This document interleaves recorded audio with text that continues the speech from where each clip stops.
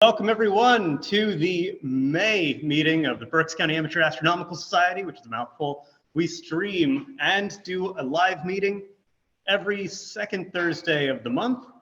And the fourth Thursdays, we do an online hangout. So only through the Zoom link, you can go ahead and join from anywhere in the world, or even during our sort of lecture series on the second Thursdays, we will also have that live streamed as well, so that you can be in the area or you can be across the world.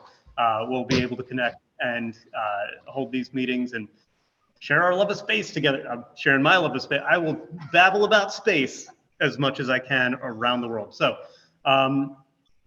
for this month's meeting, we have Keith Minnick and Hannah Salvatore that will be presenting about solar eclipses, their journeys, and much, much more. So we'll just jump right in. I'd like to thank you guys and take it away. So we're going to have Hannah stand back here because she's gonna be the sun, okay? Okay. And And you're the moon. Oh, right. oh, don't tell me. Fourth contact.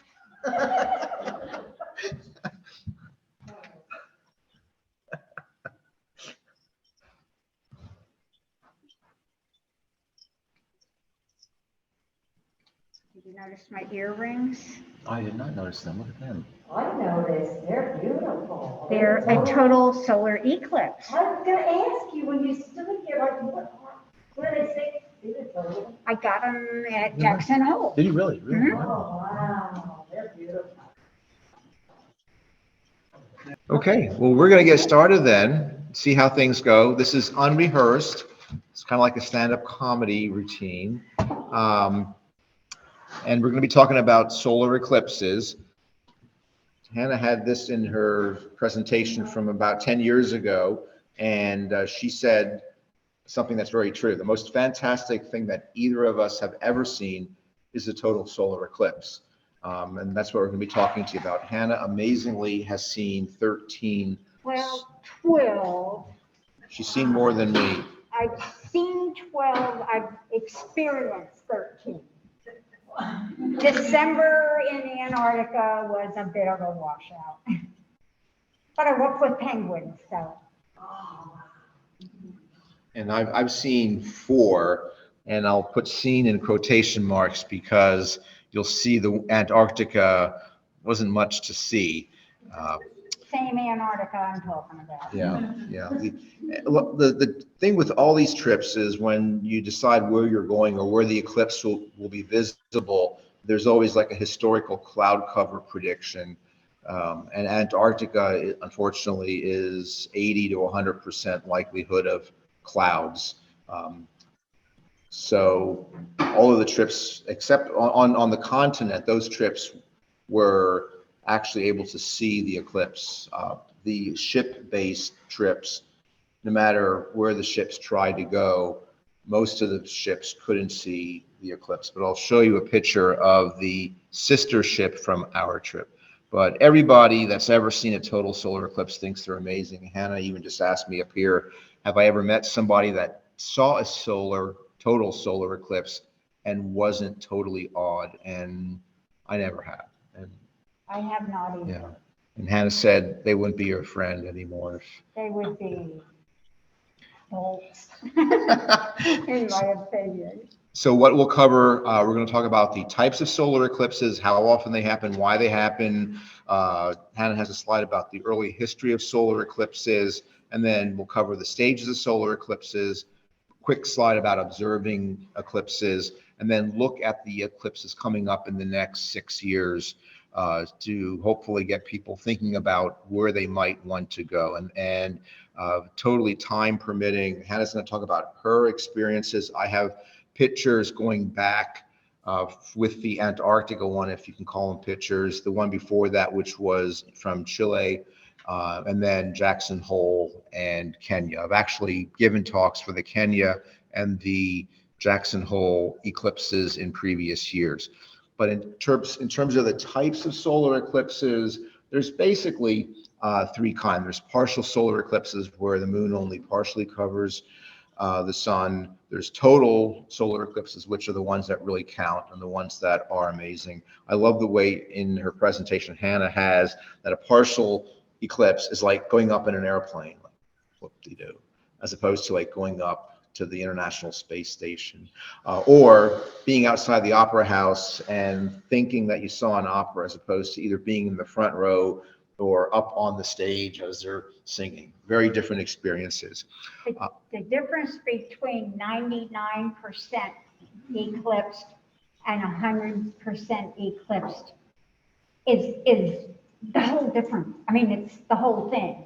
If you see 99%, it's ho-hum. That 100%, it's like, it just, every time it just washes over you. And it's, every time I think, oh my God, it's real. It's just unbelievable. And the third type of eclipse is an annular eclipse, where the moon isn't quite covering the sun. There's a fourth kind called a hybrid eclipse.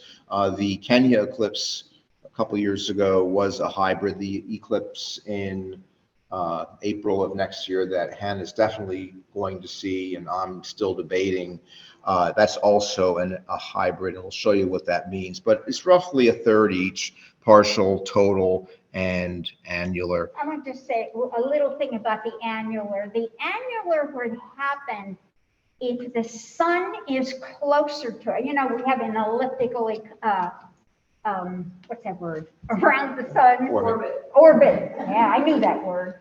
And the moon is also elliptical, so it gets closer and further away. The annular happens when the sun is either so close that the apparent size of the moon doesn't cover it, or the moon is so far away that it doesn't cover the apparent size of the sun. Otherwise, you'll get the total. These are two pictures that were in the news less than 2 weeks ago. It was the same partial eclipse that was visible on the southernmost tip of South America or down toward Antarctica. And they're nice, but I mean, they're not that spectacular. An annular eclipse, as Hannah just described, the moon isn't quite covering it. Here are two pictures. One was a annular eclipse photo that won a British award last year, and prize money too. And the other one is a picture from 2012 that also won some awards that I think is pretty cool. That is very cool. I never saw that picture before.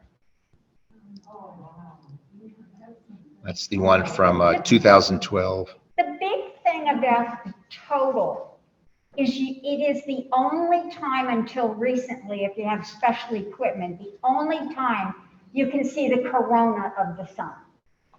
And seeing that corona is the big show. Now scientists can see the corona with equipment, but before that, that's the only time you could ever see the corona. So how often do they happen? There are between 2 and 5 solar eclipses each year of any type, and they occur during what's called eclipse season, and that's the 35-day period about every 6 months, a little less than 6 months. The way you can have 5 eclipses in 1 year is if there's an eclipse, if the end of one eclipse season is at the beginning of the year, then there's another eclipse season and another one. You can see it's really rare to have 2 total solar eclipses in a 12-month period, almost unheard of. There's only been 5 solar eclipses in 1 year, 6 times, in like a 600-year period. The next time that's going to happen is 2206. Even if it happens, it's not a spectacular year because it's 4 partial eclipses and 1 annular eclipse. So it's like who cares if there's 5 in a year? Once again, solar eclipses, total solar eclipses are very rare.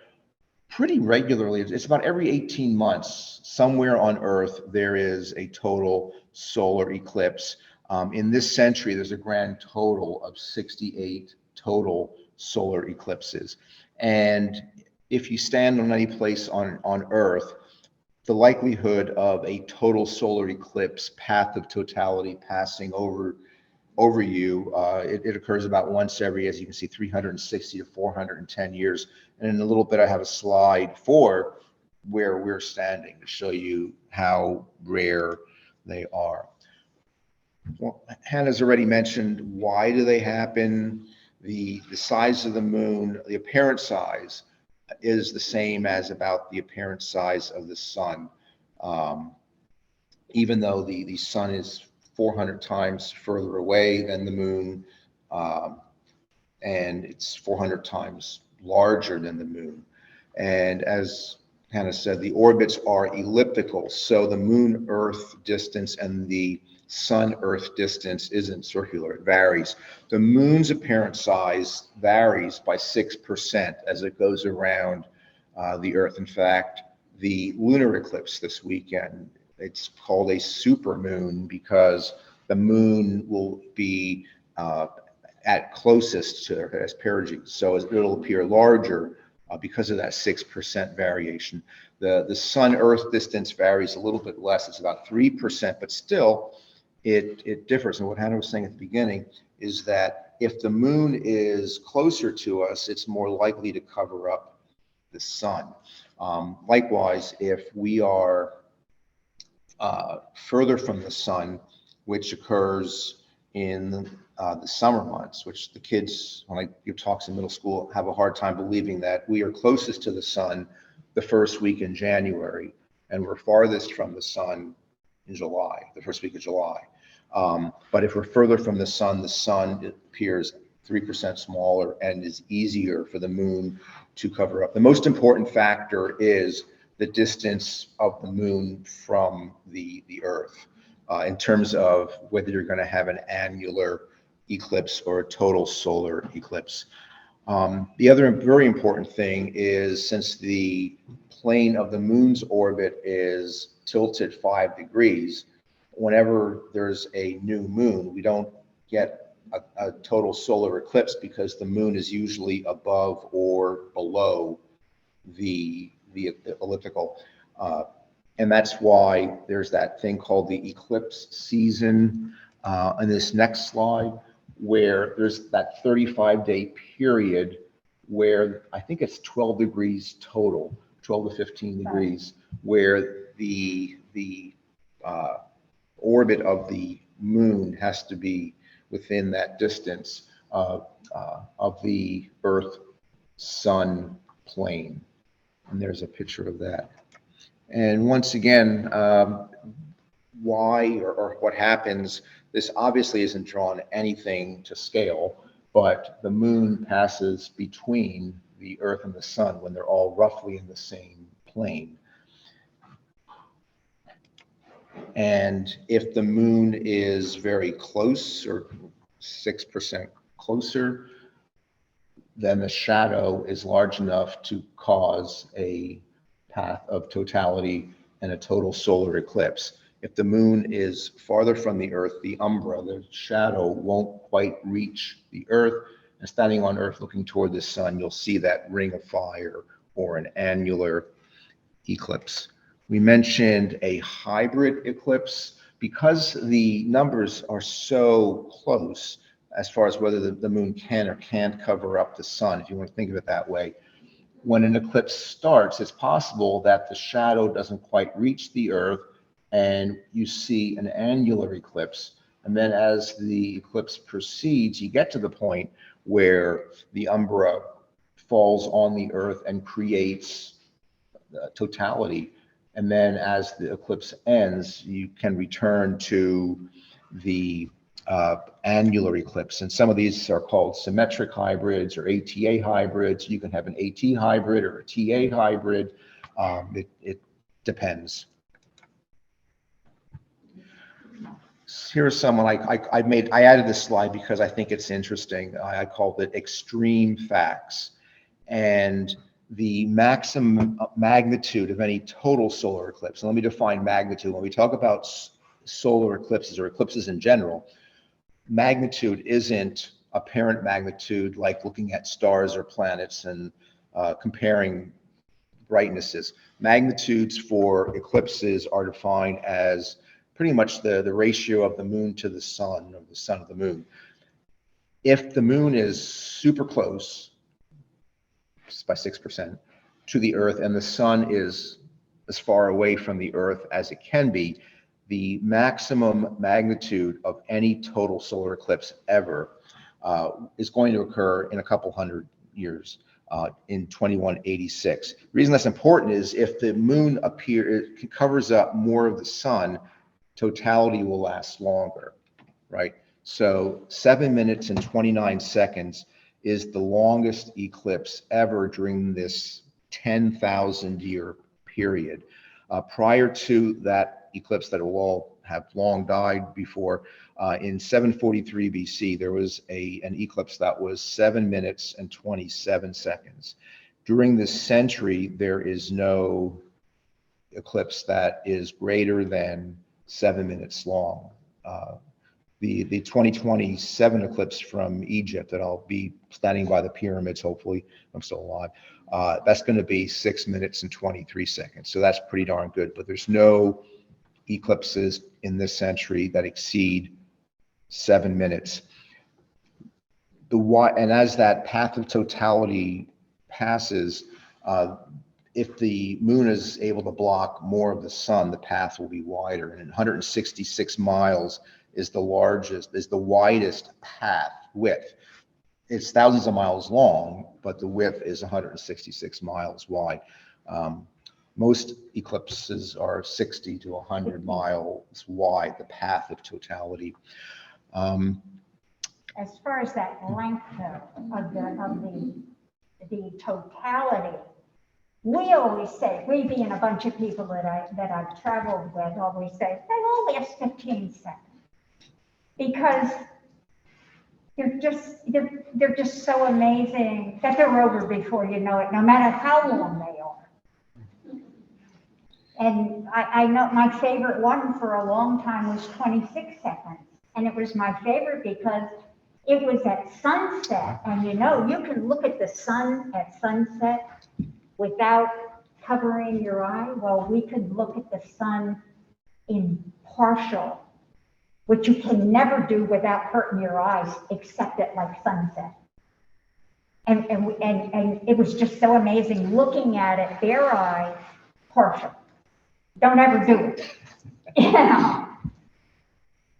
So just returning to that concept of magnitude, that longest ever in a 10,000 year period, the magnitude is 1.08. So the moon will basically cover the sun plus another 8%. So we're not talking like massive differences, but that will create the longest duration of totality and the widest path of totality. On the other side of the coin, with the annular eclipses, where the moon is farthest from the Earth that it can be, and the Earth is closest to the sun, the lowest magnitude ever is 0.907, which is that what, seconds? No, the area, basically the area covered by the moon is 90.7% of the sun. Okay. The annular eclipse that is going to occur in the United States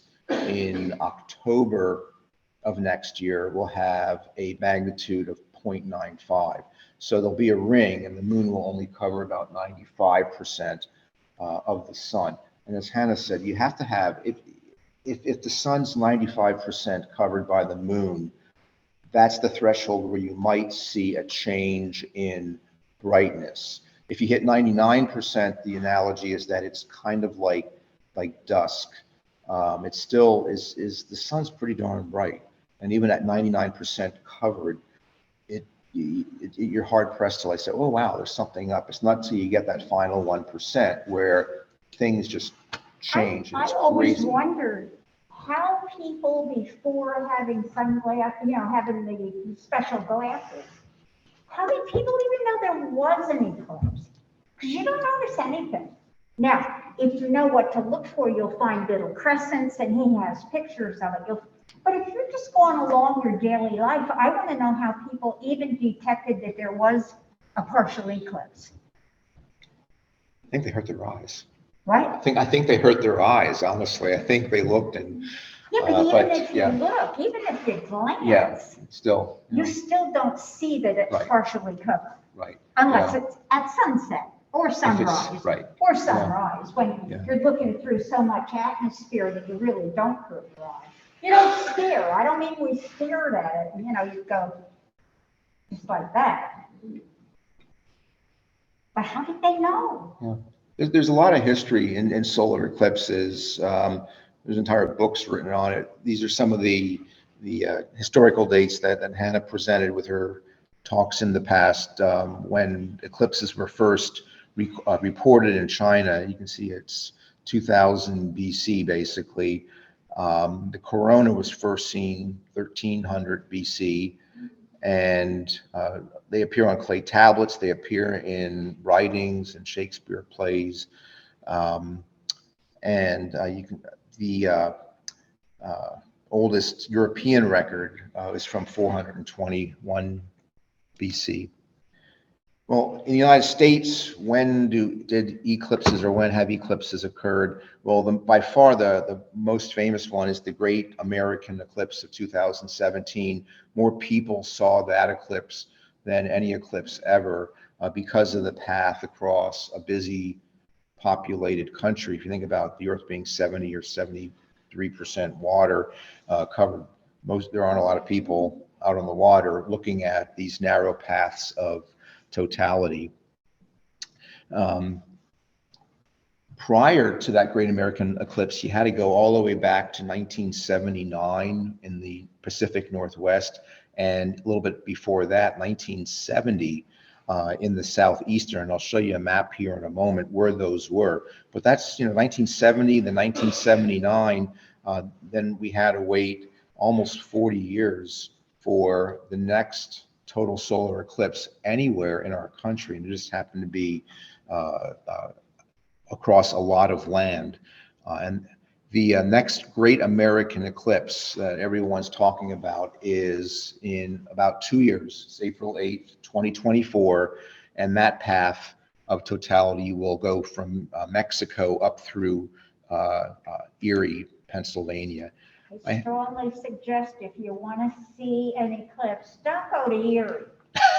Go to the south, where the weather prospects are much better, but you could go there and still not see it. I mean, it's all a crapshoot, whether you're going to see it or not. But Erie has very bad projections of what the weather may be like. This is the quick slide. You'll look at the purple, ignore the yellow.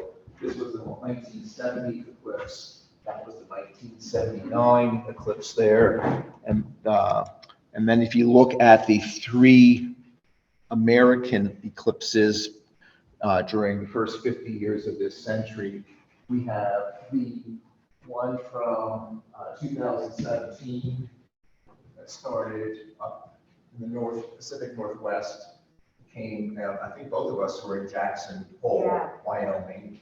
The next Great American Eclipse will be in Mazatlan, Mexico. It goes up, and then you have to wait until 2045 for the next Great American Eclipse. I will also be in Mexico for that one. Exactly. And once again, a lot of location for me is based on prediction of cloud cover. Doesn't always work, believe me, but that's the projection, even better than any place in Texas. The projection for the least likely historical cloud cover on April 8th is the Pacific coast of Mexico. And so a ton of the eclipse travel companies are all heading there. Dr. Fred Espenak, who is Mr. Eclipse, used to work for NASA. Now he pretty much goes to all the eclipses and is a speaker. I've been on 2 trips with him. I've been on several. You've been on several with him too. He's going to be in Mazatlan, Mexico in 2024. So where he's going is usually where other people want to go. I would say go where Fred goes. Yeah, that's what everyone says. Go where Fred goes. Although in Kenya didn't work out. Well, on it was. Doesn't always work out. Just a couple more interesting facts about solar eclipses, kind of a hybrid slide from Hannah's stuff and my stuff. The width, as we've already mentioned, is 60 to 100 miles. 166 miles is the widest it can possibly be. The shadow moves very, very quickly. And in Jackson Hole, for example, we were 2 miles up. We could see it just zooming along at 2,000 miles per hour across the ground. It was pretty cool. They always start at sunrise somewhere and end at sunset somewhere. I mentioned the longest one in this 10,000 year window is 7 minutes, 29 point something seconds. In all of history, if you calculate the farthest distance that the Earth and Sun can be apart and the closest that the Moon and the Earth can be, it's actually like another second and a half, 7 minutes, 31 seconds. We were trying to remember before everyone came, if it's 300 million years or 1.3 billion years, but since the Moon recedes from the Earth at 5 centimeters a year, 2 inches a year, there will come a time that the Moon will not be able to completely cover the face of the Sun and produce totality. And it's either hundreds of millions of years or a little over a billion years. It's over a billion. It's a long time. Don't worry about it. Yeah. Don't worry about missing a total solar eclipse because the Moon's too far away from the Earth. I have to admit, though, every now and then I think about how sad that will be. And then just even honing things in more narrow, total solar eclipses in Pennsylvania. Well, if you can believe it, the last total solar eclipse in our area of Pennsylvania, we're talking about here, Reading, where we're standing now. The last one was in 1478, okay? There was no Philadelphia. The Lenni Lenape Indians were running around here. There was no Penn State. And Copernicus was 5 years old. That's the last time that Reading, Pennsylvania experienced a total solar eclipse. Pretty crazy. The last total solar eclipse anywhere in Pennsylvania was almost 100 years ago. It was in northeastern Pennsylvania. In 94, an annular eclipse barely touched the northwest area of Pennsylvania. And as we already mentioned, the next great American eclipse, the second one, 2017 and 2024, the next great American eclipse will include a total solar eclipse passing over Pennsylvania somewhere. And once again, it's out in the Erie area where the cloud cover prediction is like 80% for April.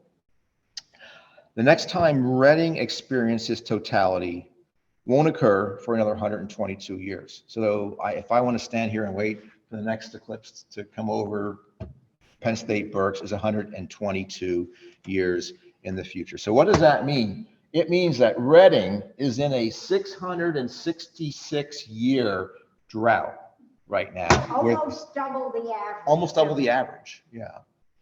But you can go to some places in Central America, Central United States of America, and they're experiencing 2 total solar eclipses in a 7-year period. And then if you think about the 2045 eclipse, that path intersects with the 2024. So there's an area of the United States that will experience totality twice in less than 25 years. So that's on average 360 to 410 years. But Reading's just in a dry spell. And you realize science knows every solar eclipse that has ever happened and every one that will ever happen. That's all calculated out. I mean, assuming the moon doesn't blow up or anything like that. The next slide, 2 slides are put in. I just put them in like right before I came, just to make the point that, you know, we're talking path of totality, 60-mile wide path or 100-mile wide, or never, ever, ever, ever more than 166-mile wide path of totality.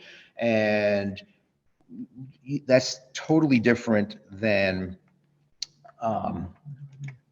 a lunar eclipse. A lunar eclipse is when the moon moves into the shadow of the Earth. So the Earth is behind or between the sun and the moon. The moon is behind the Earth relative to the sun.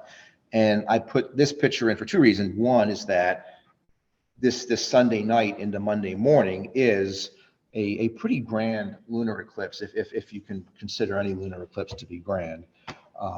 It's what we call a central eclipse, central lunar eclipse, meaning that the moon will actually cross the center of the Earth. Amazingly, the lunar eclipse, there's two lunar eclipses this year. The other one's in November. It's visible from the other side of the Earth, but that's also a central lunar eclipse. Just means that the moon will be deeper in the shadow, might be darker or more red, or it'll last longer. The next central lunar eclipse, there's other lunar eclipses before then, I think 2025, but 2029 is the next time that there is a central lunar eclipse. But I put this up here because who can see a lunar eclipse? Anybody who's freaking at nighttime. I mean, half the world can see a lunar eclipse, as opposed to people that are on a narrow band. And we're probably not going to see the one on Sunday because it's going to rain. Because it's going to, yeah. But the lunar eclipse is, it's really easy to see lunar eclipses throughout your life. There are slightly more solar eclipses than lunar eclipses, but hardly anybody gets to see them. That's the point on that. Mm-hmm. And that's just the path of the lunar eclipse that it'll move completely into the shadow, totality at like 11:50 something at night, close to midnight, and it'll be there for like 85 or 95 minutes. It's not something to stand there and ooh and awe at for all 85 or 90 minutes. You can look at it and see the color of the moon and be impressed if it's not raining, and then that's that. And I would never leave. I was at one eclipse, I don't remember which one, and after, we're going to talk about contact and the stages, but after totality, they started loading up the buses. And a bunch of us said, we're not going. The eclipse is not over. It isn't over until it's over. And they did actually leave one bus behind. It was like, are you people crazy? That happened in Kenya. It's like so we had third contact, and they said, okay, start getting on the jeeps to the planes, which were parked on the desert, and like they ended up allowing us to stay until the entire eclipse was beginning completed. to end is the eclipse. It's lunar. I'll go take a look, go do something else, go take a look, go do something else. It's just so that much different experience. This next slide just shows the phases of a total solar eclipse. If Anna, do you want to just mention those, and just some pictures after this? First contact is when you can first see that and remember, the physical moon is going across in front of the physical sun. And as it starts, in the very beginning, there's what we call the first bite. And that's a big deal when we're watching. We're watching with binoculars, with our glasses, or I use number 14 welder's glass that I use. And when that first bite happens, that's first contact, and it's a big deal. Everybody yells and carries on because it's started. That goes for a couple hours. But you have the first bite, and then it keeps moving across, and then toward the very end, that's when you start getting things like the Bailey's beads. There are mountains on the moon, and the Bailey's beads show up when so much of the moon is covering the sun, but there's still a tiny little bit of light coming through those mountains. You see little bites, little lights around. I have a hard time seeing Bailey's beads. I've seen them, but I have a hard time. Then you get the diamond ring effect, and that's that very last little tiny place where the sun's still coming through. It looks huge. And that happens very quickly, and then boom, it's flat. That's when you take your glasses off. When you can't see anything through the glasses anymore, then you take them off and you're looking at the corona. And that's totality. And then, as we said, that can last from seconds to minutes. And then as soon as you see that third contact, when you see that second diamond ring, boom, you put those glasses back on. I have always seen a beginning and an ending diamond ring. That happens on both ends. And then it goes across just like it came on. And then in the end, you see that last little tiny bite, and that's when we consider it over. That's when the fanatics consider it over. A lot of people went home. Yeah.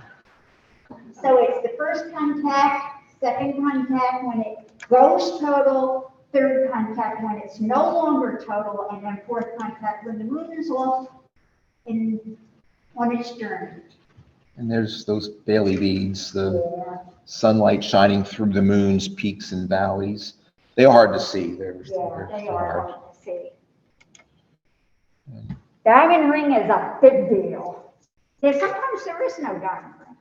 If there doesn't happen to be at the exact right spot, a little hole for a little piece of the sun to show through yet, you won't get a diamond ring.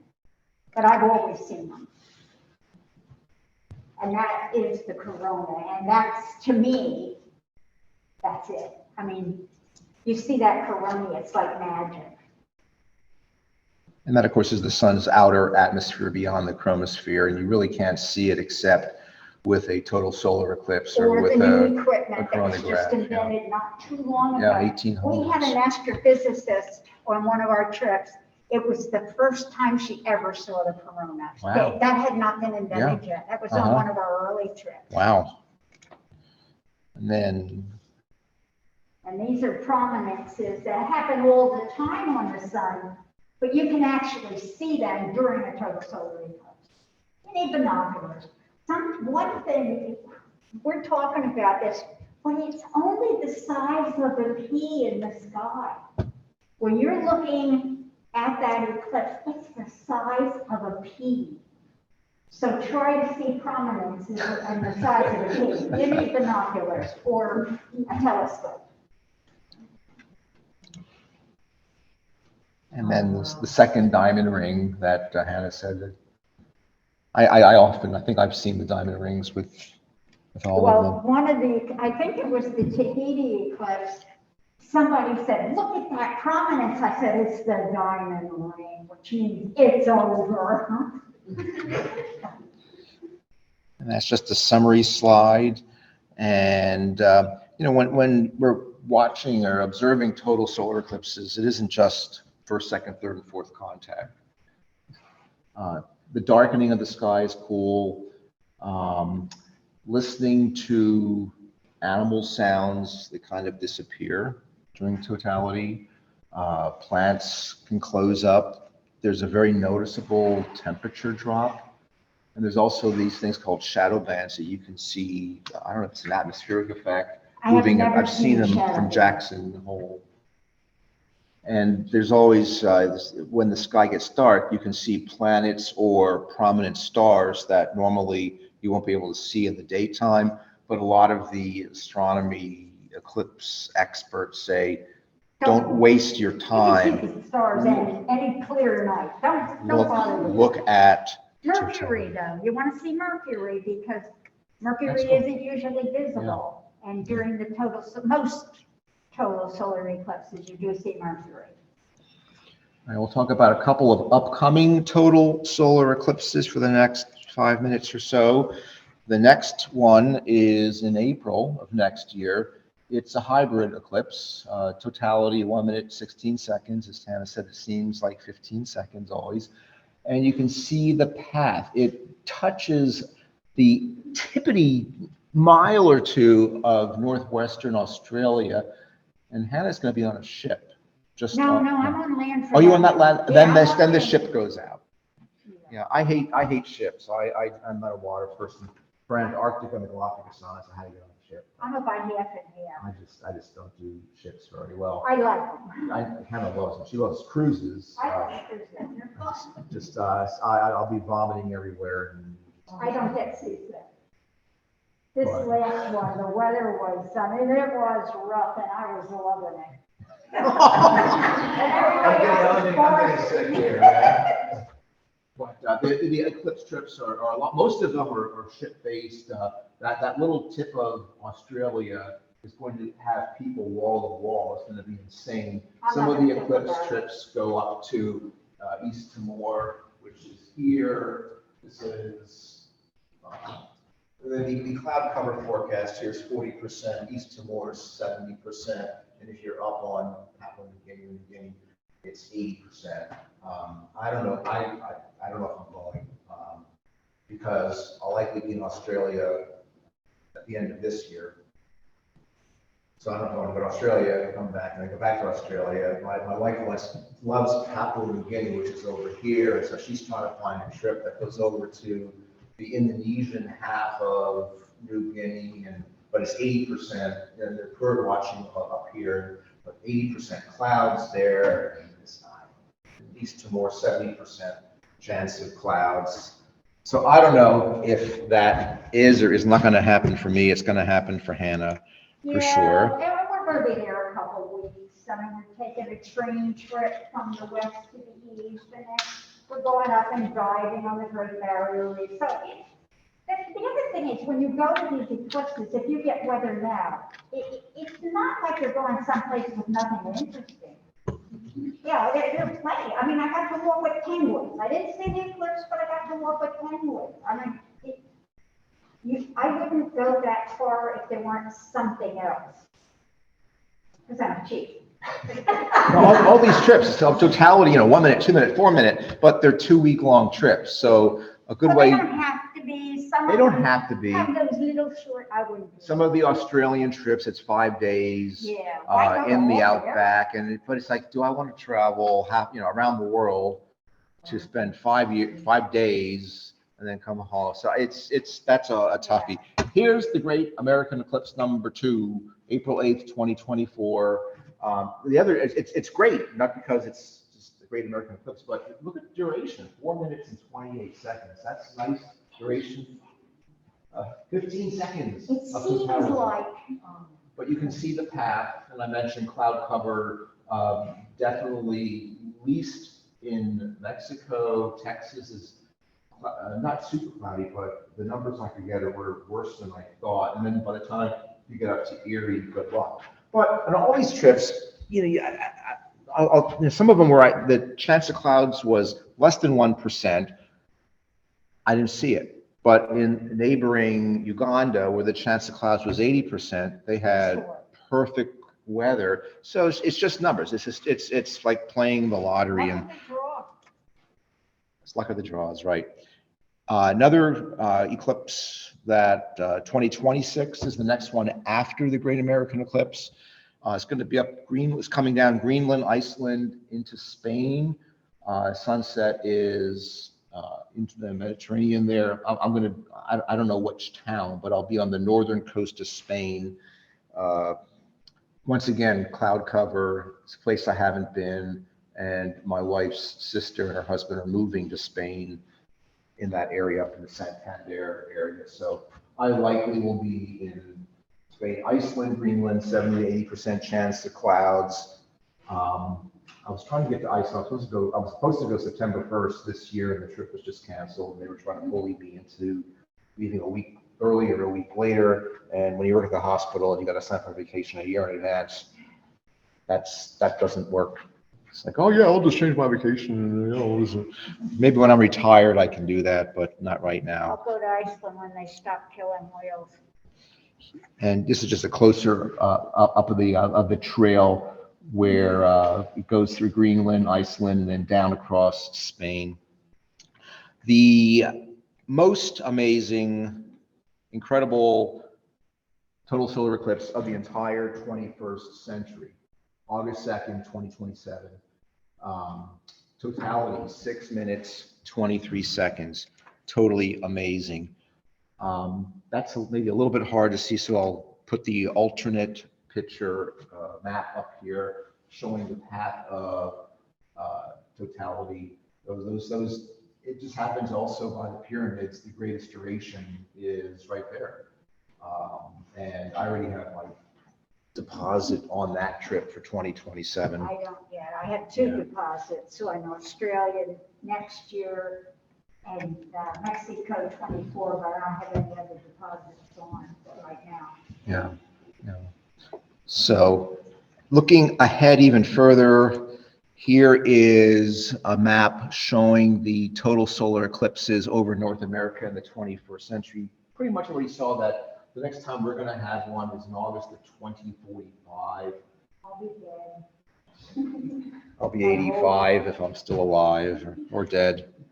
One of the two. I'll either be dead or 85. Or I'll be 85 and dead. I don't know. I'd be 103, not interested. And this map here is just another map of total solar eclipses in the next 20 years, and you can kind of see, and after the eclipse of 2027 in Egypt, I'll definitely going to be in New Zealand for the 2028 total solar eclipse. There's another one that swoops through Australia and South Africa in 2030. Almost definitely I'll be back in South Africa for that one.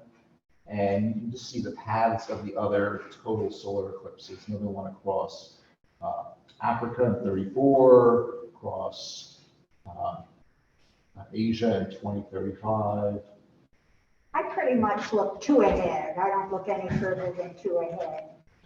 As I get older, I'll start looking at just like 4, and then maybe 3, maybe 2, then maybe 1. So we're just going to see how far we get. We don't have to. I'm just going to go through some of these trips. This is Hannah's list. Isn't that, that's just crazy. That's just nuts. Given that there's 68. I didn't see the corona. I did go to a hybrid. I was in the annular area, but the way the weather was, we looked at it bare eye. You shouldn't be able to, but we did, and we saw the corona. I counted. That was from Panama. I've been to Australia 3 times now because 2022 was in Australia, 2012. We went to Australia for a week at the beginning and a week at the end, and then 2016, I started in Australia, and then the cruise I went on left from Darwin. So I got to Australia 3 times because of the eclipses. I thought that was pretty fun. So those are my list. And I was supposed to be, I think it was the 2012.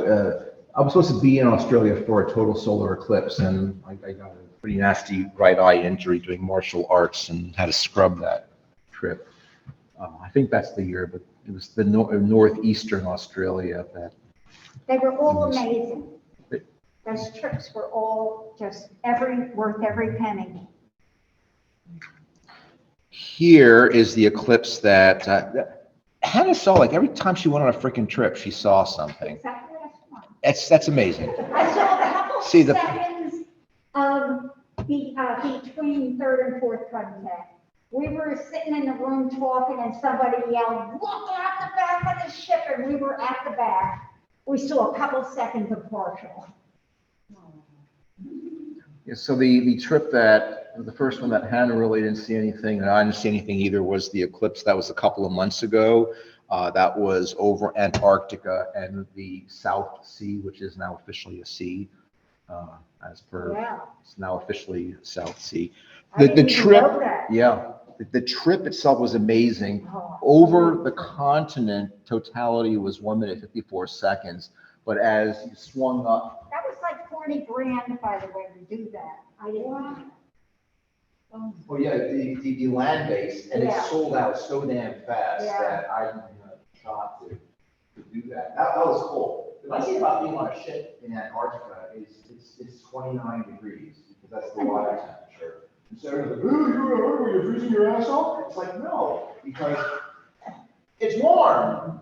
When I was in Antarctica in 2017, just to go to Antarctica, we had a really bad cold spell here, and my kids were like, "Oh, it's cold." It's like, kids, it's 30 degrees colder in Reading today than it is in Antarctica.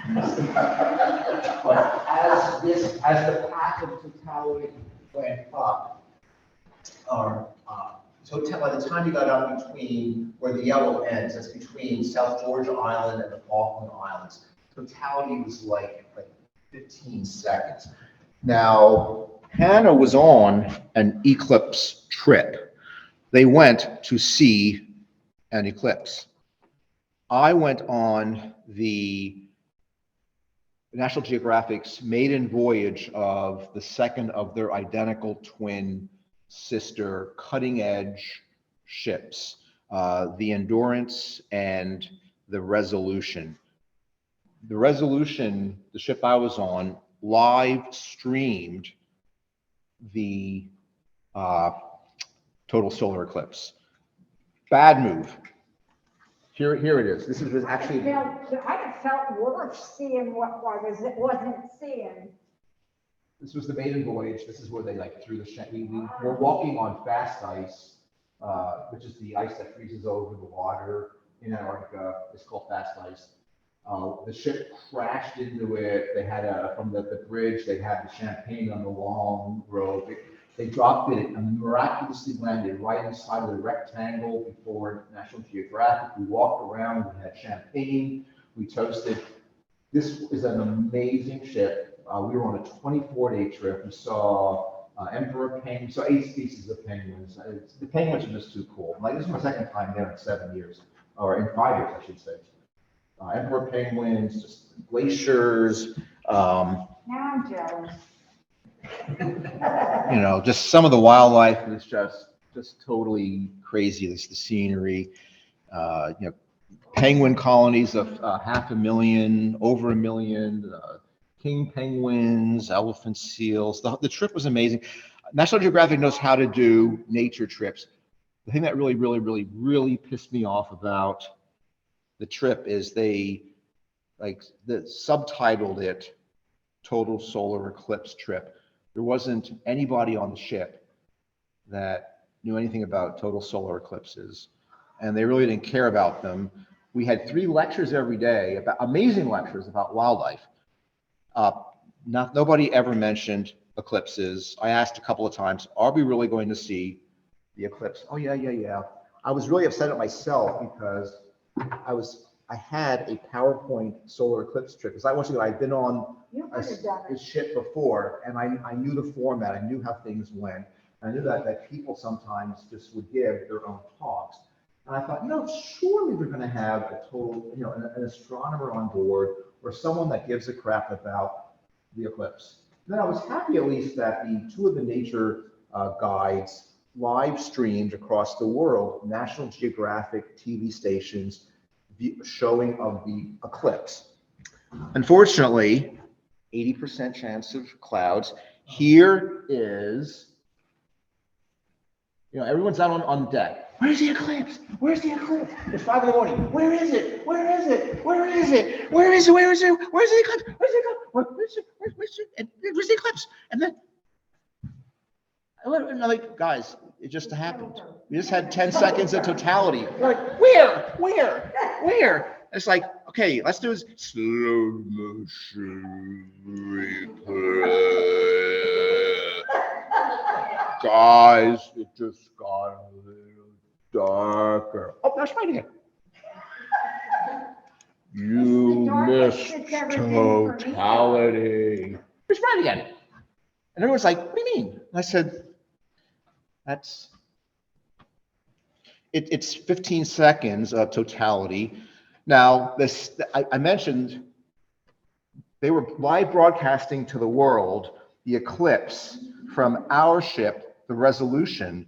The identical twin sister ship that was 25 miles north saw that. Okay? That's what they saw.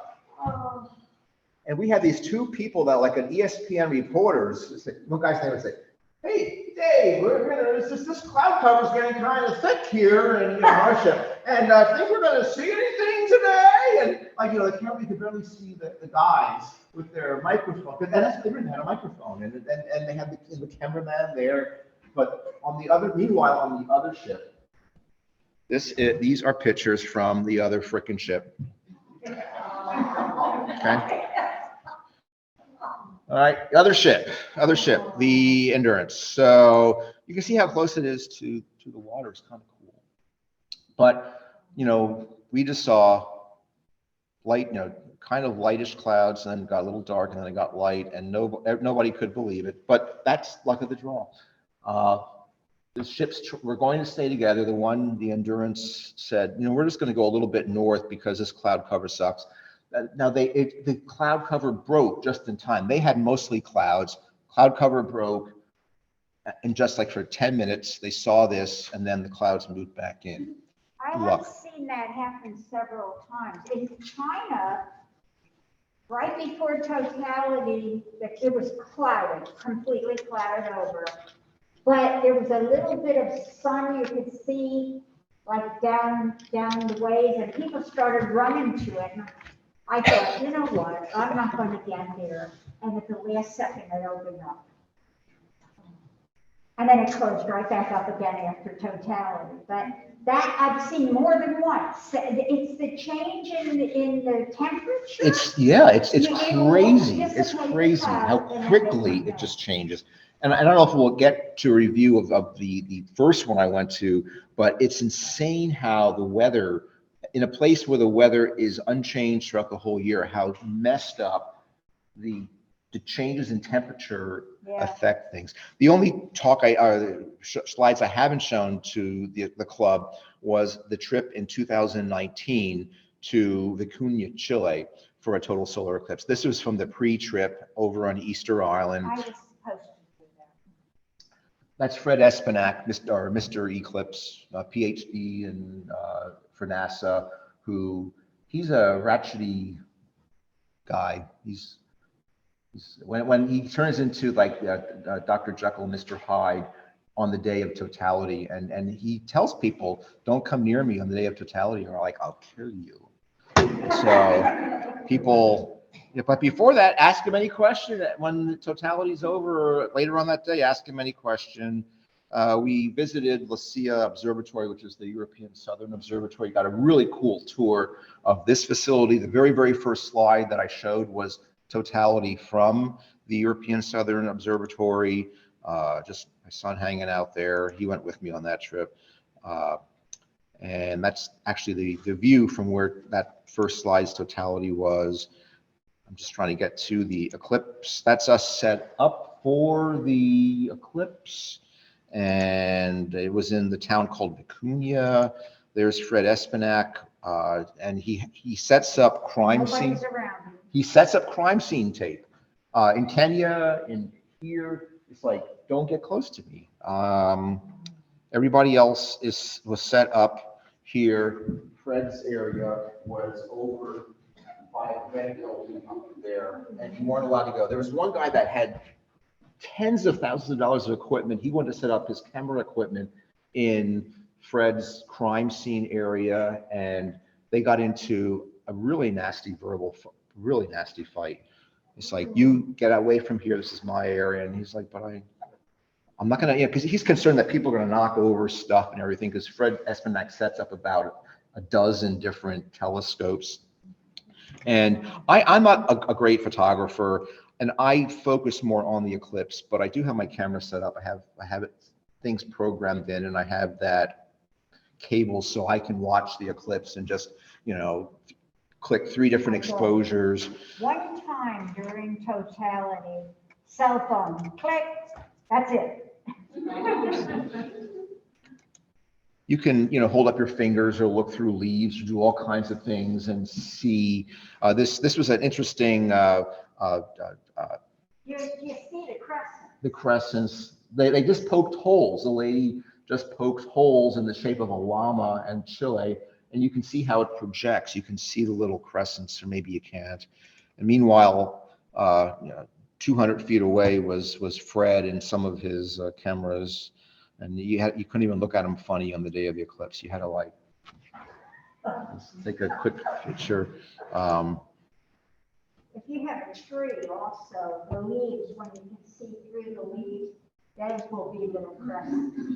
First one I ever went on, they had a cutout of Einstein's head with holes in it. That's And it's all the little crescent.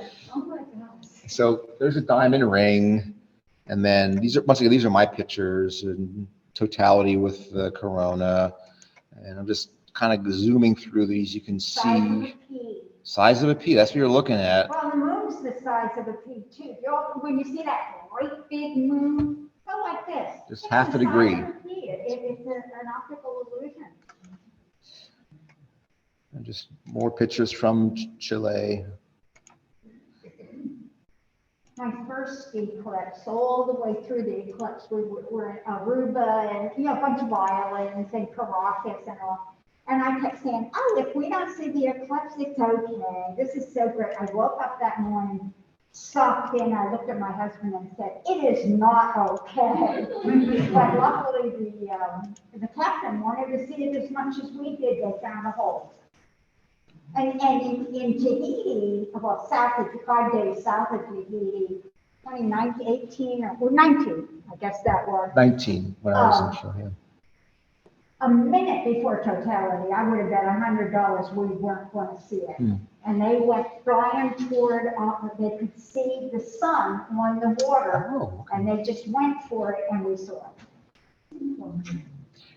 it. So in Chile, which was a lot further east of where Hannah was, it was a sunset eclipse, which was really cool, seeing the sunset while partial, they were still in a partial phase there. It was really kind of cool.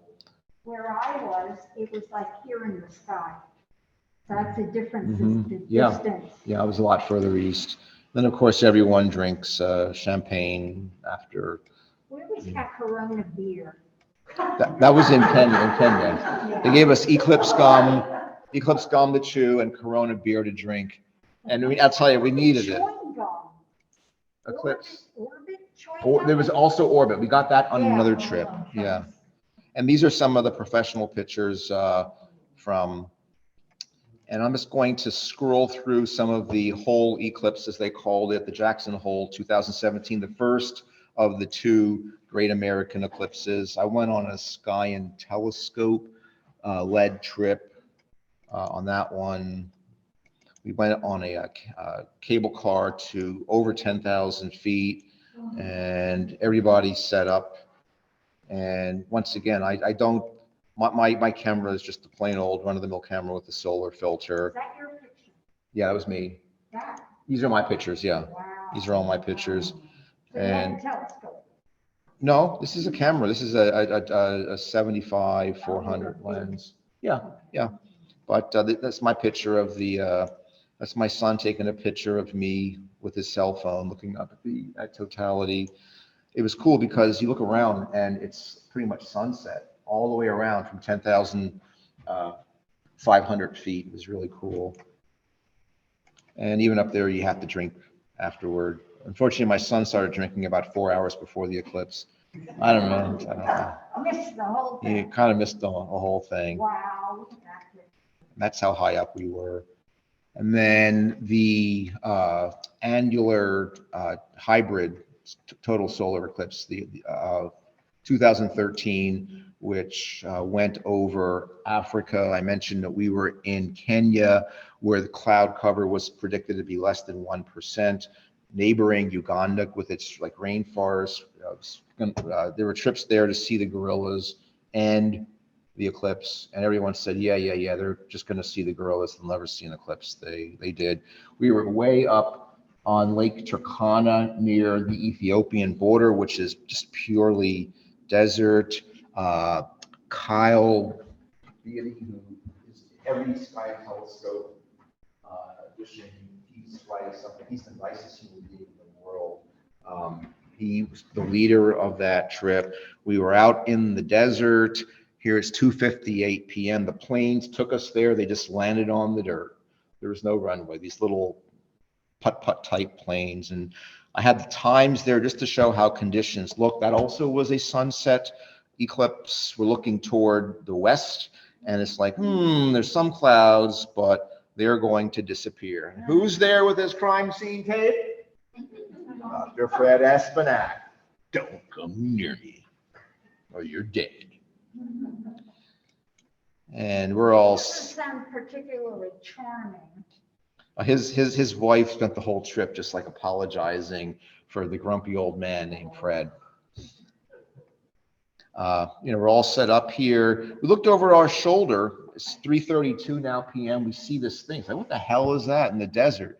It was a dust devil, and it was getting kind of weird already. It's like it's supposed to be 99.5% chance of sun, calm skies, nothing. It's like, okay, well that'll go away. We looked back west, and yeah, okay, those clouds that were in the west are starting to clear. And I'm taking a picture here of everybody, and it's like, well, wait a minute, that's looking kind of like north and east, and those clouds don't look very good. Like, 3:46, but all right, first contact, 13 minutes after 4. You can see it there, yeah. Okay, good, 4:17. Okay, good, okay, all right, 4:19, and it's, wait a minute, we're looking east. What the hell's going on here? Like, oh my gosh, now I'm looking west. Like, what the hell? Like, come on. We were in the midst of this sandstorm and dust storm. They ushered everybody back into these like big SUV type things, except of course my daughter, who was drinking her Corona beer or whatever beer. That's her Tuscany beers. They also gave us Corona beers at the Great American Eclipse. But it's just ridiculous. The wind was blowing, 4:37, totality. Okay, it's now 5:25. Totality's about to begin. We go from that to that. That was totality, where the cloud cover prediction was 1%, and then totality's over. Okay, there's totality. Totality's over. But wait. We got our cameras, we zoomed in, and we're like, wait, is that the diamond ring? And look, we actually saw something. We saw the second diamond ring. That's my picture. Here's a picture from one of the other guys in the group, Jimbo. And Jimbo actually had this picture published in Sky and Telescope magazine. So that was kind of amazing. I thought yours was pretty good. I thought, yeah, mine was, but Jimbo's was better. And then 5:27, so that cloud cover is still there, but there's something going on more than what we saw in Antarctica, where it's like light, not less light, back to light. And it ended up being like a glorious end of the day. I mean, these are pictures looking west and still taking pictures. And then here is sunset, and you can still see there's a little bite out of the top of the sun. So we saw something, fourth contact approaching.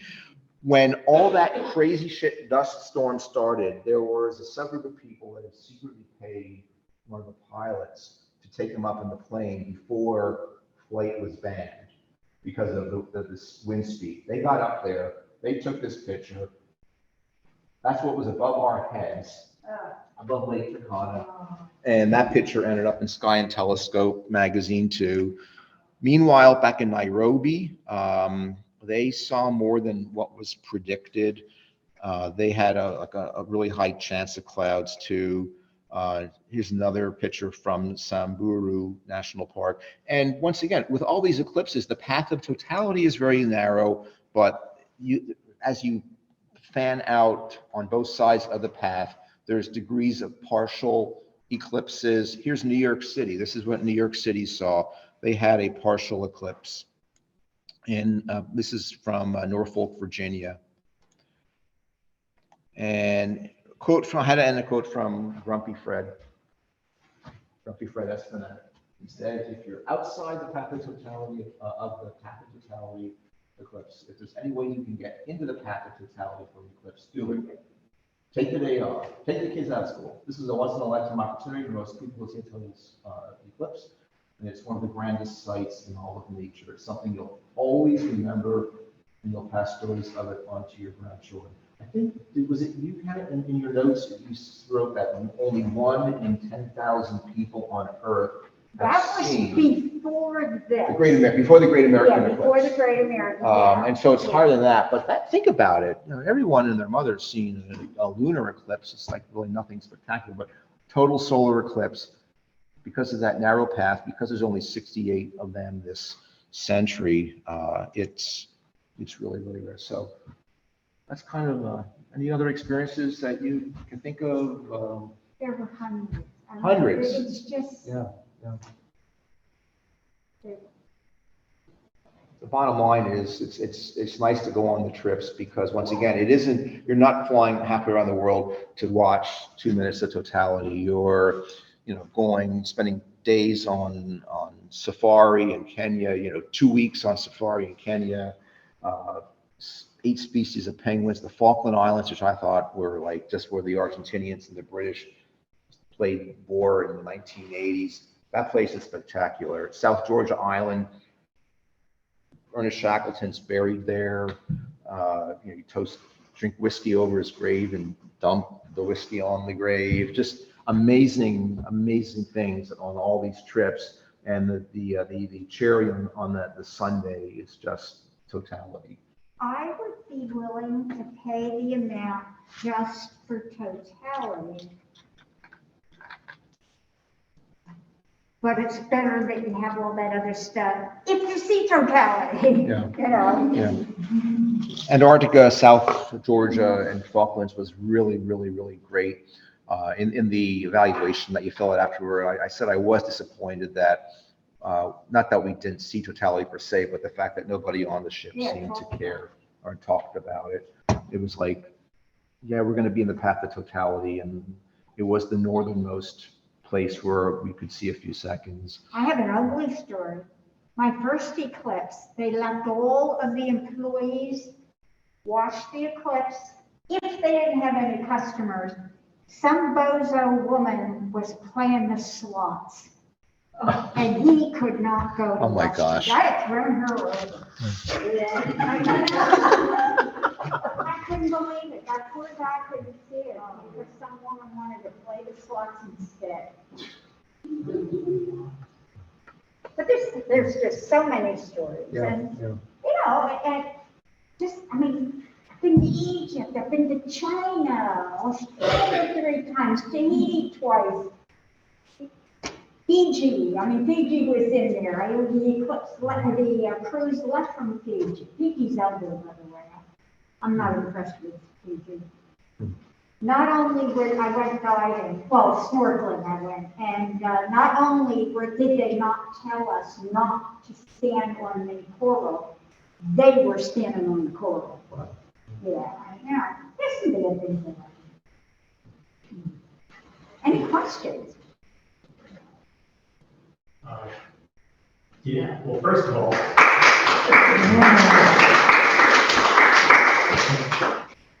Yes. So when you say you put a deposit in, or you go on a cruise, or you have some way to go see this solar eclipse, is there a list of all the solar eclipse trips for certain events? What's the best way to find a correlated, choreographed sort of thing instead of putting all the parts and pieces together yourself?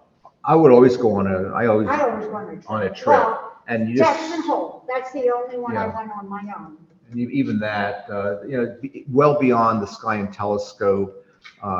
There's Eclipse Traveler that you said that you've gone with. I've gone with Travel Quest International, which to me are still the best trips that I've gone on, but I'm priced out of them. They're They've costly. gone crazy.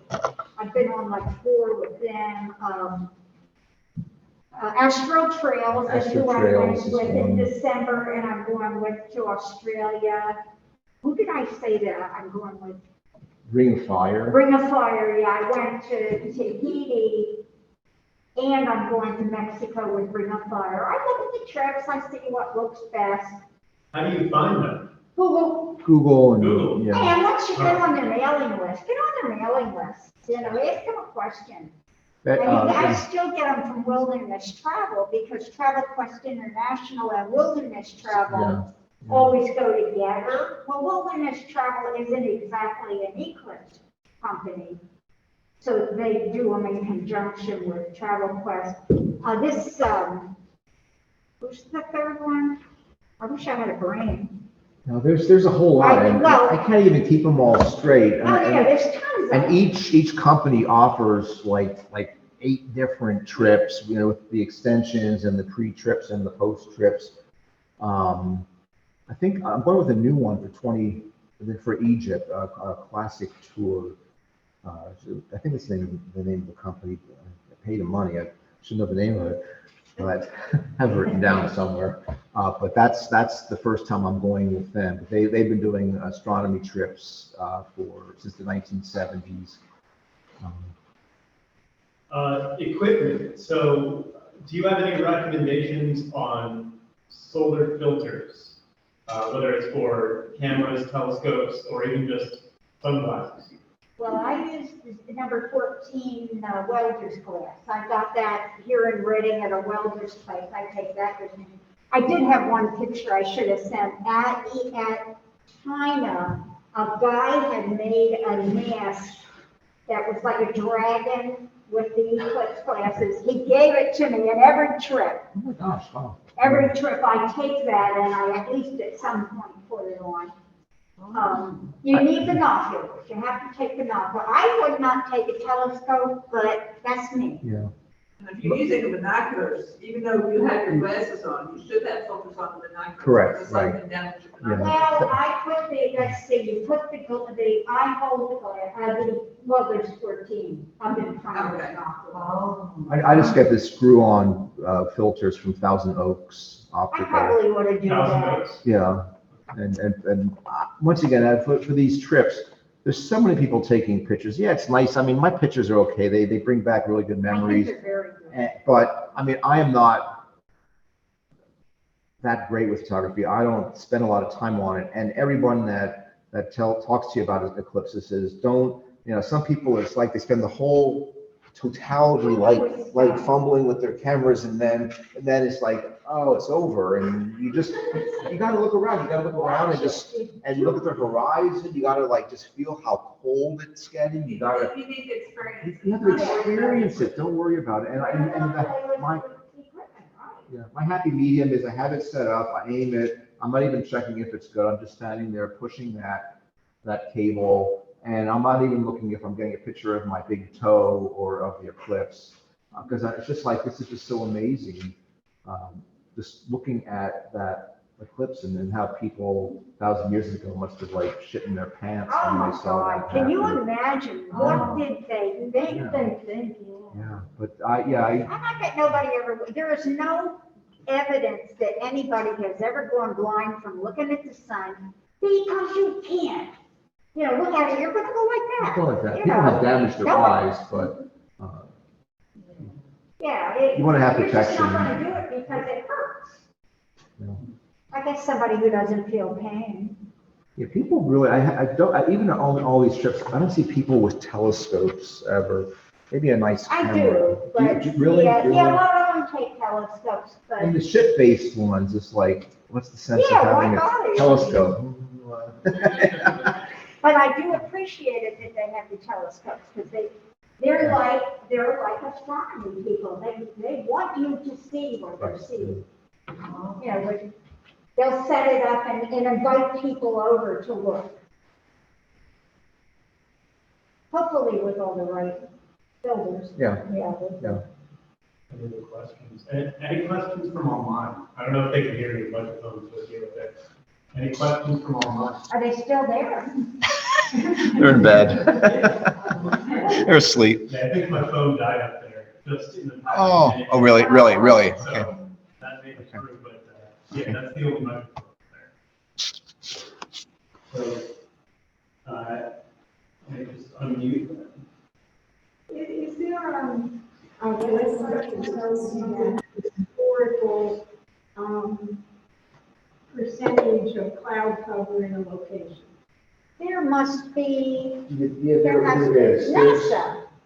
isn't it? Yeah, there's several websites, and once again, you just Google it, Chaser, there's quite a few that will tell you exactly where along the path, and then even well before the eclipses, the Scientology Astronomy magazine both will start quoting those numbers. Like even with the Mexico 2024, I chose Mazatlan before I even went to the websites because everybody was offering trips at that city on the Pacific coast of Mexico. Some of the trips were just like hanging out at a resort for a couple of days. The tough thing with the eclipses is that these companies know 5-10 years ahead of time, and they just swoop Look it in up. and they book the entire hotel. So if you want to like be in that town and not sleep on the pavement, you basically it's really tough. It's almost like not wrong, but that and the trips fill up so quickly too. You know, they're advertising for 2027. You know, when I made my reservation for Egypt, it's like, okay, we're 75% full. I was blocked out of one of the Australian trips that I wanted to go on. You get on the wait list, because Yeah. a lot of old people go, so a lot of people die. Yeah, get on wait lists. Yeah. Astronomical Society of the Pacific, they sell a lot of equipment. And they actually sell mini binoculars. They call them binoculars dedicated just to go observing for $30. $30. 6 by 30 Yeah, binoculars. If you wouldn't mind sending a link somewhere so I can find it. $30, I probably would have done. I haven't done it lately, but I used to often just go outside and look through my glasses at the sun. It's cool to do. Yeah, there's other places you can go on and just get the little eclipse vest. Yeah. I've used those number 14s now for about $5. Is that right? I've well got my money, worth it out of them. I have plenty of eclipse glasses. In fact, Yeah, I have. just like everything in the world, there are expiration dates on the eclipse glasses. Are there? It's asinine. It's totally I didn't know asinine. I saw an article on that. They said by law they were required to put a date on there. They Yes. said it means nothing. That is It's- correct. It's, But the crazy story there is for the partial solar eclipse visible from Christmas Day here, I want to say either 98 or That 99. was long ago. It Yeah, was I like remember 1998 or that. 1999. I bought 1,000 pairs of eclipse glasses and outfitted every elementary school and middle school student Oh, in nice. Wyomissing School District with them. I still had like about 100 left over.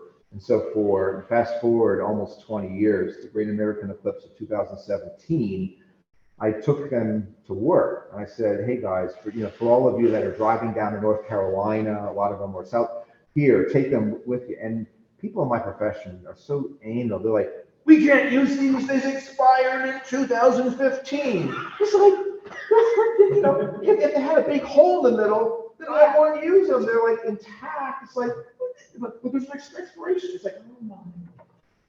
Well, for the Great American, I got glasses for my daughter from Amazon, and a couple days before, they said that they Yes. couldn't get, I put them up to the light, and I did not They see were anything. not adequate. That Well, the same guy who refused initially to look through my glasses because they expired, he bought some for $1 zillion on Amazon. He got them, and then there were news stories saying that they didn't block out enough sunlight, and so then he's panicking. He's holding these counterfeit ones from Amazon from some Chinese company, and he's holding my ones that are perfectly fine, and he ended up using them. but I told my daughter, I looked. If you look at a bright light, and you do not see any light, they're fine. Right. And Yeah. she used them, Yeah. and everything was fine. Yeah, I didn't see any of his Amazon glasses, but that was a big Yeah, story I'm not sure there was before, anything wrong with them. I don't know. If I'd have seen anything through it. Right, then that's a problem. Yeah. But he ended up using my 1999 or 98 Eclipses. Those are, they were from Rainbow Symphony, I guess, is the name of the company that sells zillions of Eclipse glasses. So I have another little story in Zimbabwe. And it happens here in the United States too. They were told they could not look at that eclipse. That something magical happens with an eclipse and you'll go blind, right? So what we did is, I was on the trip, Travel Quest bought glasses we were on tribal land for that one. They bought glasses for everybody. And when that thing went total, we ran up to people and said, take the glasses off now. And some didn't, because they were brainwashed to think you couldn't. In schools in the United States during 2024, again, they would not let kids out to see it. Because they were afraid they'd go blind. You are not going to look at it. I mean, if I looked at it, you can look at the sun and you do not look at it. Yeah, that's true. So, any questions from online? If you want to ask that with the microphone there. Any questions from online? is anybody there? Can't we see? Earlier we could see who Paulie's was. still there. Yeah, we're here. What came to my mind was the next eclipse in 2024 coming through Erie.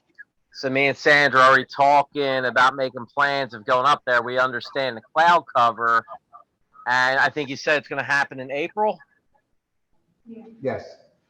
So we're kind of hoping, you know, she's a teacher, that's where her spring break will fall into place.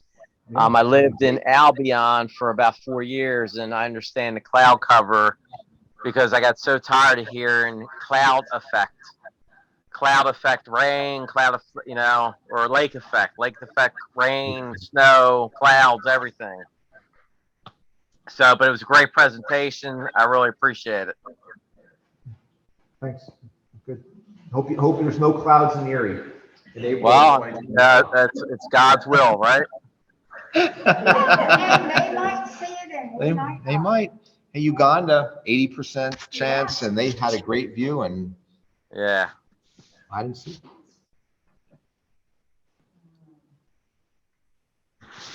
Is everyone excited for the next solar eclipse? Any other questions? Sorry, I don't know.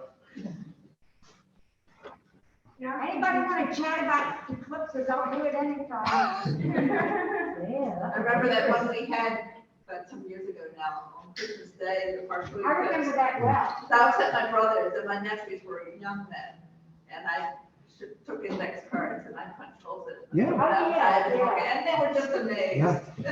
That's like magic. 60 or 61, we had a pretty deep partial. I think it was like 80–90% here. And my mother came up with the idea of pouring molasses in a dish. What? And we looked at the molasses and the reflection. You could see it. Really? Yeah. Oh, wow. That's similar. What my family in India said that they did in the 70s, I think, was take a glass dish and put it over a flame. Oh, and And use that. Oh, no way, but that's not a good idea. Not a good idea. No, I'm not talking about holding it up. I'm talking about like the pinhole. Okay. Yeah, that you could see the reflection and you could see the body. Yeah, they were excited to tell me about it. I told them that that's not right. Not a good idea. Not a good idea. But they didn't go blind. Didn't go blind. Yeah. I don't know which one it was, maybe it was a partial.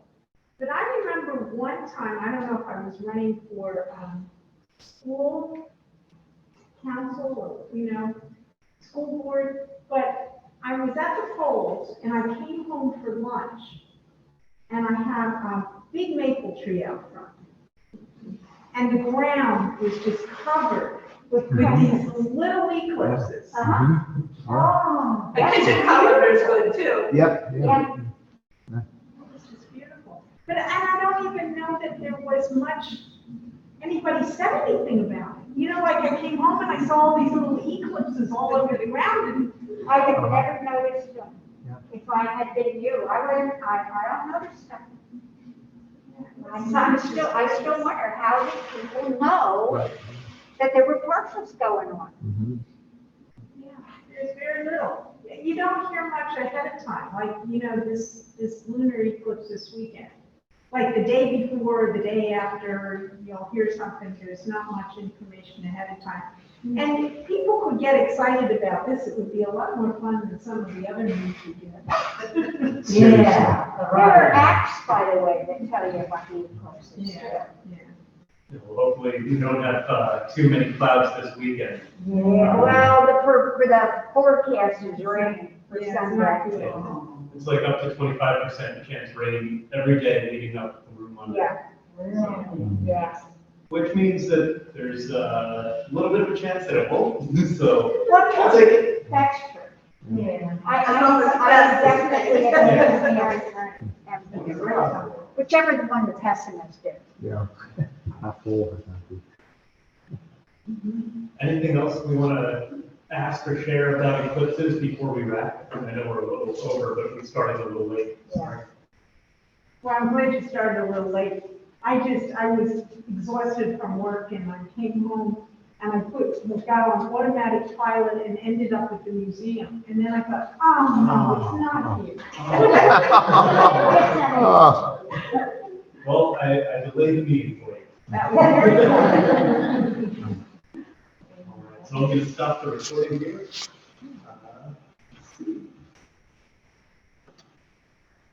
Oh, I do want to.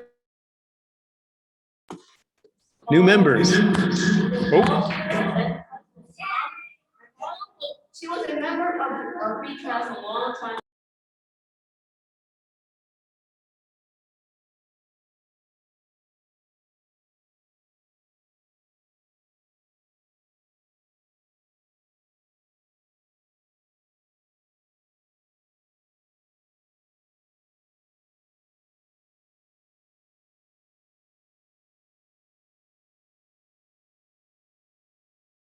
Here. Thanks for joining us.